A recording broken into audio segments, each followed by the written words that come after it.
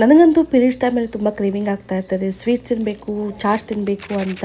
ಆದರೆ ಮಾಡಿಕೊಡೋರು ಯಾರೂ ಇಲ್ಲ. ಅಮ್ಮನ ಹತ್ರ ಹೋದ ತಕ್ಷಣವೇ ಅಮ್ಮ ಅದು ಮಾಡಿಕೊಡು ಅಂತ ಹೇಳಿ ಅಮ್ಮ ಮಾಡಿಕೊಡ್ತಾರೆ. ಅವ್ರು ಗಂಡನ ಮನೆ ಅಂತ ಹೇಳಿದ ತಕ್ಷಣ ನಾವೇ ಎತ್ಕೊಂಡು ಮಾಡ್ಕೋಬೇಕಾಗತ್ತೆ.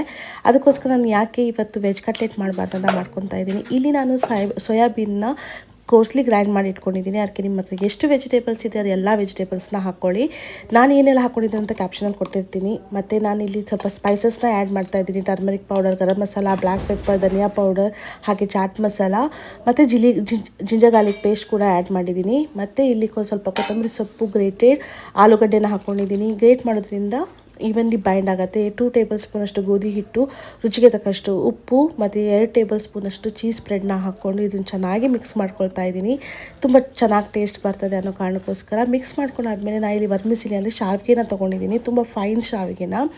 ಇದಕ್ಕೆ ನಿಮಗೆ ಇಲ್ಲಿ ಯಾವ ಶೇಪ್ ಬೇಕು ಆ ಶೇಪ್ನ ಮಾಡಿಕೊಂಡು ಸ್ಲರಿಯಲ್ಲಿ ಡಿಪ್ ಮಾಡಿಬಿಟ್ಟು ಶಾವಿಗೆಯಿಂದ ಕೋಟ್ ಮಾಡಿ ಬಿಸಿ ಕಾದಿರುವ ಎಣ್ಣೆಗೆ ಇದನ್ನು 1 by 1 ನೀವು ಬಿಡ್ತಾ ಹೋಗಿ ತುಂಬ ಗೋಲ್ಡನ್ ಫ್ರೈ ಆಗೋ ತನಕ ಇದನ್ನ ಫ್ರೈ ಮಾಡ್ಕೊಳ್ಳಿ. ತುಂಬಾ ಚೆನ್ನಾಗಿ ಬಂದಿತ್ತು. ಒಂದ್ಸಲ ನೀವು ಕೂಡ ಟ್ರೈ ಮಾಡಿ.